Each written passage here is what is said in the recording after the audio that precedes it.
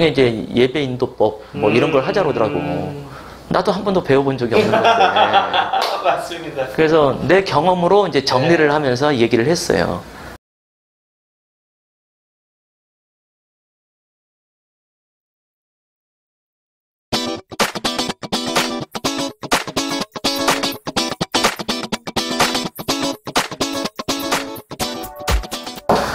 그게 이제 2011년도에 이제 나온 책인데요. 이제 DTS 안에서 예배에 대한 강의를 하면서 또 교회에서도 또 예배에 대한 세미나를 하기 때문에 이제 정리했던 부분들이 있었는데, 아무튼 출판사 두 군데에서 제 강의를 듣고 책으로 내자 뭐 이런 얘기를 했었어요. 그래서 그때는 또 나름 겸손하게 나는 아직 책을 낼 때가 아닙니다.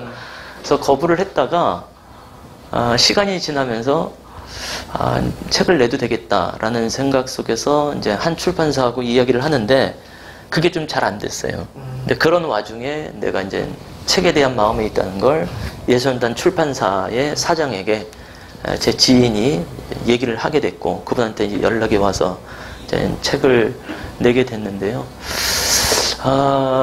제가 이제 뭐 책을 잘 정리하고 뭐 이거를 출판할 수 있을 만큼 뭐 마무리를 잘하고 이런 스타일이 아니라서 좀 시간이 걸리긴 했는데, 의외로 원고를 받아본 출판사의 입장에서는 굉장히 좋아했어요.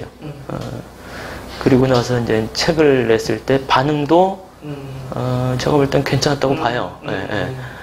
그리고 그냥 내가 강의하는 투 그대로 그냥 옮겨 적은 거였기 때문에, 그래서 책을 읽었던 사람들 중에 이제 여러 명이 마치 강사가 내 앞에 있는 것처럼 느껴졌다 이런 얘기도 좀 있었고. 그게 좋은 것 같습니다. 그리고 이제 뭐 아무래도 나도 이제 세미나 하면서 강의하면서 책을 좀 많이 들고 다녔죠. 그래서 많이 팔렸고 지금도 잘 팔려요. 지금 내가 뭐 전혀 뭐 홍보를 할 수 있는 상황이 아니니까 지금도 뭐 1년에 100여 권씩 나가요. 나도 신기해. 그럼 누군가가 교재를 계속 쓴다는 건데. 그런 건지 이게 왜 나가지? 예배팀에서 교재를 쓰고 있는 것 같은데.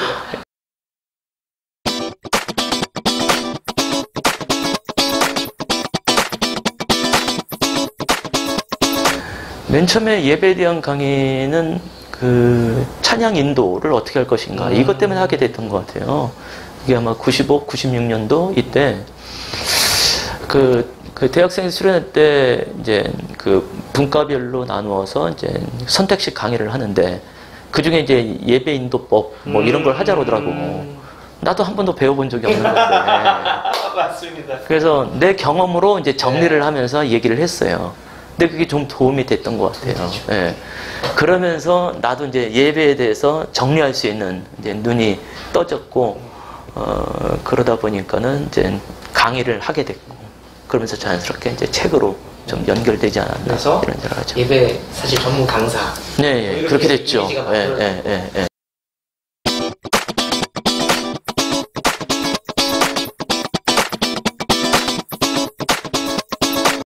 그래서 눈은 그대로인데 입만 웃을 수 있다?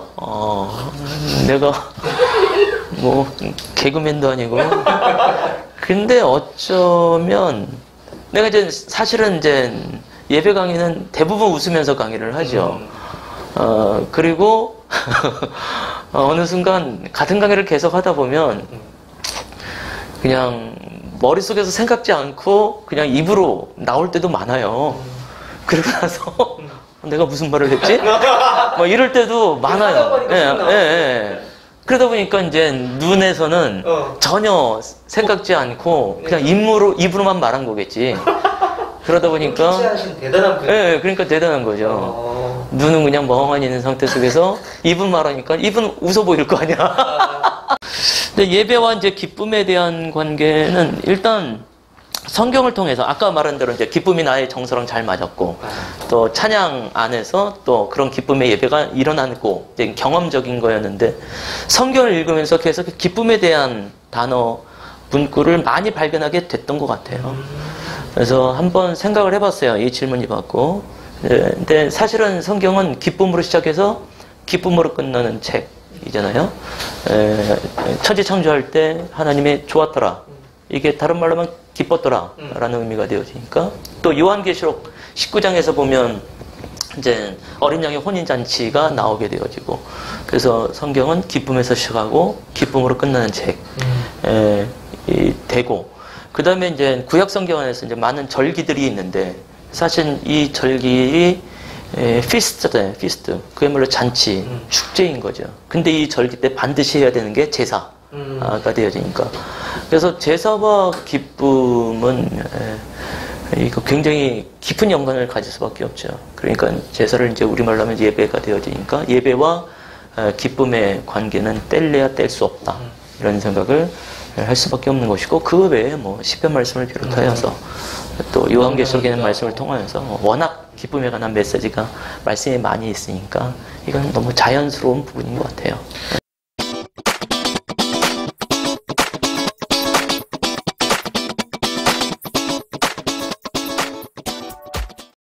어릴 때는 엄청났죠.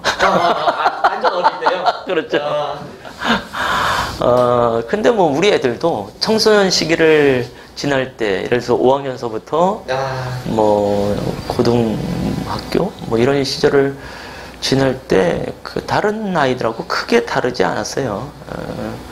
물론 이제 둘째에는 그래도 조금 더 내 성향이라서 첫째보다는 훨씬 더 밝게 잘 찬양하는 입장이었었는데, 그 수련회는 좀 소위 이제 셀러브레이션을 하긴 하더라고. 한번 얘네들이 하는 수련회에 이렇게 가보니까 마지막 날 셀러브레이션을 하더라고. 너무 신기하고. 그랬죠. 근데 이제 그렇지. 근데 일단 교회로 오면 그런 거 없어요. 똑같아요. 자, 이거는 위로를 받게 되네요. 그럼요. 청소년은 그때가 있는 거죠? 그럼요. 부모가 버텨야 되는 거지. 부모가 버티는 뭐 가르쳐줘야 되는 것도 아니고. 알겠습니다.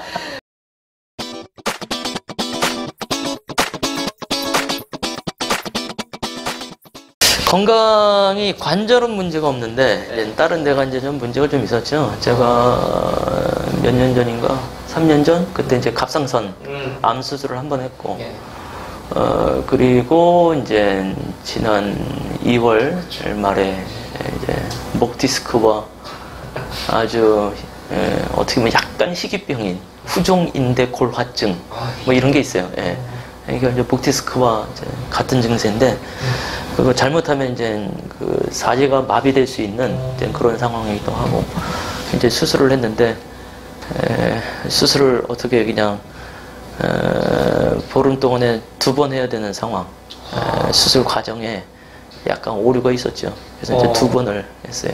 그래서 어떻게 보면 이제 갑상선도 그렇고 목 디스크도 그렇고 다 목에 메스를 내는 거잖아요. 그래서 1번, 2번, 뒤로 3번. 그래서 칼이 3번이나 내 목을 쳤기 때문에 앞으로는 칼이 들어와도 예수님을 부인하는 일은 없겠다. 뭐 경험적으로도 뭐 이런 생각을 봤는데, 그래서 뭐 그 한 달 전까지만 해도 이제 목 보호기를 해야 되고 좀 쉽지 않은데요. 어제도 그렇고 지난주 예배 때도 그렇고 오랜만에 이제 기타 잡고 찬양 인도하고 그랬는데 큰 문제는 없더라고요. 이제 거의 100% 회복이 된 것 같아요.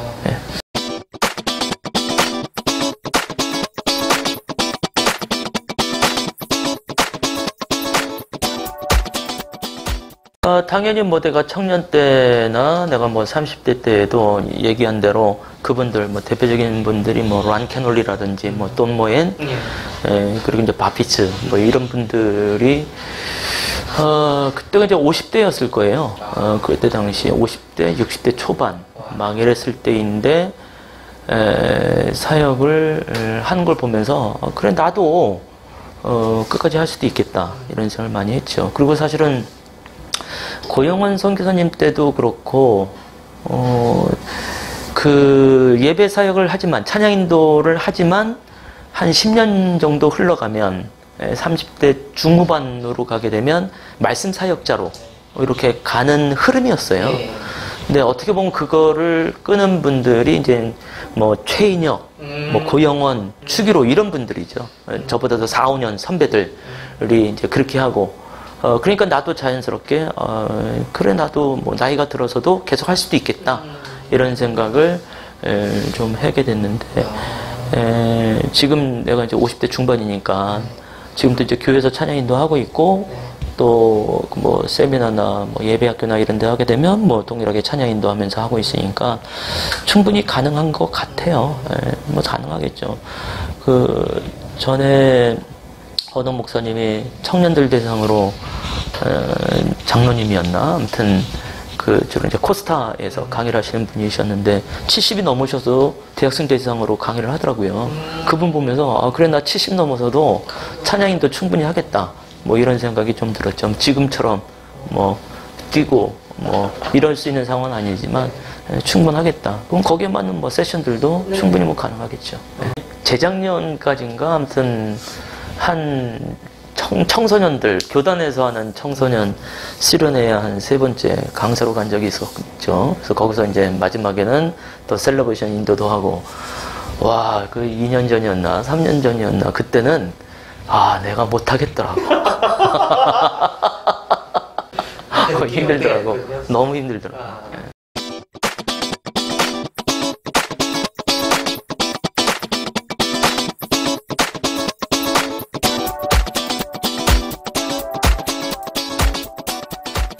지금도 나는 아까 내가 목양 일념이란 말을 했는데 그거하고 정말 안 맞는 사람. 그리고 얘가 사실은 사람을 만나는 걸 그렇게 좋아하는 사람이 아니에요. 나 혼자 있는 거 좋아하는 사람이고. 그러니까는 목회자로서, 특히 한국의 목회자로서는 이제 결격사유이죠. 확실한.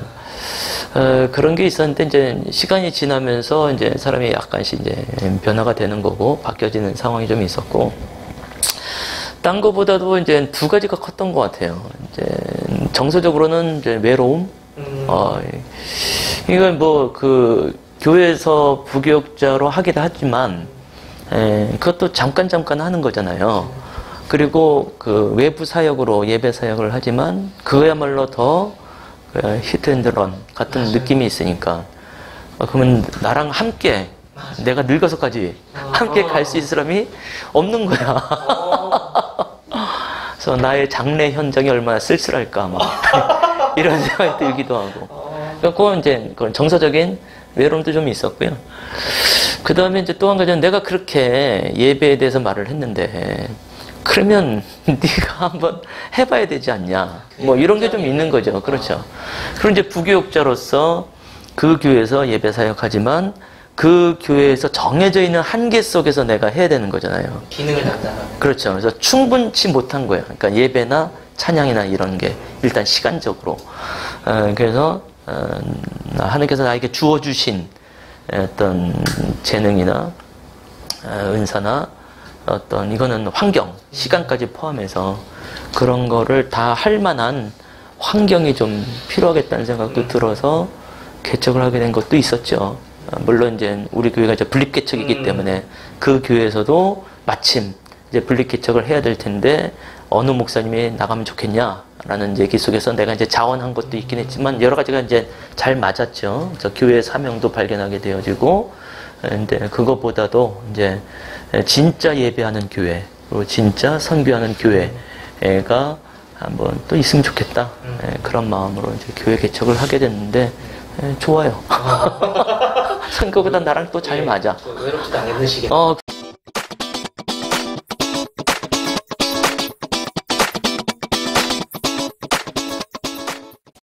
어느 순간서부터 이제 사역의 방향, 소위 이제 선교단체에서 말하는 비전, 이런 거를 제가 썩 좋아하지 않게 됐어요.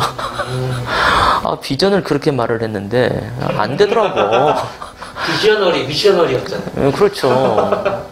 특히 예배 사역에 있어서, 찬양 사역에 있어서 비전에 관한 선포도 얼마나 많이 했겠어요. 근데 안 일어나더라고. 그리고 이제 성경을 보면서 그 비전이라고 하는 게 진짜 예수님께서 하나님이 말씀하고 있는 건가? 뭐 이런 생각이 들기도 하고, 또 비전이라는 것이 사람들이 생각하는 것처럼 그렇게 밝은가? 뭐 이런 생각도 들기도 하고, 그러다가 어느 날 예수님의 비전은 뭐였을까? 네. 그래서 내 안에 이제 정리된 건요. 예수님의 비전은 이제 십자가, 그리고 죽음. 이런 인간 예수로서의 예수님은 부활이 비전이 아니라 죽음이 비전. 그러니까는 예수님은 또 실제로 부활도 말했지만 대부분은 죽음을 말했으니까 그럼 예수님의 비전은 죽음이구나. 그래서 어느 순간 십자가 그 죽음이 나의 이제 비전으로 받아들여진 거죠. 그래서 그래도 이제 교회 이름 자체가 예선교회니까 예배하는 교회, 선교하는 교회. 그래서 이름 안에 이미 방향성이나 이런 거 다 정해져 있죠. 그래서 물론 지금 당장 이름처럼 예배하고 이름처럼 선교하고 있는 건 아니죠.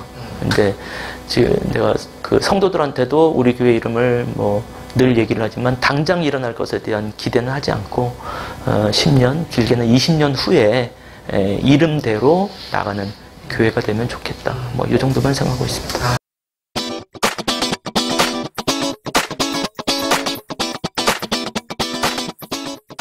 뭐 끊임없는 건강. 목이 난 거. 그래도 다행히 수술을 2번을 했지만 성대신경은 건들지 않고 했어요. 너무 감사하죠. 그러니까 의사들이 그걸 알고 성대신경을 최대한 건들지 않게 수술을 했더라고. 일부러 내가 목사라는 걸 알고 하니까. 그래서 그 부분이 이제 너무 감사한데요. 계속해서 뭐 건강을 위해서 기도하고 사실 이제 교회를 위한 기도가 뭐 제일 큰 거겠죠. 그래서 아까도 뭐 고난에 관한 얘기를 했지만 성경에서도 이제 고난 당한 것이 내게 유익이라 이렇게 말했기 때문에 제가 다른 데서도 기도 제목을 부탁할 땐 교회를 위해서 기도해 주십시오. 우리 교회는 고난받는 교회 되게 해 주십시오.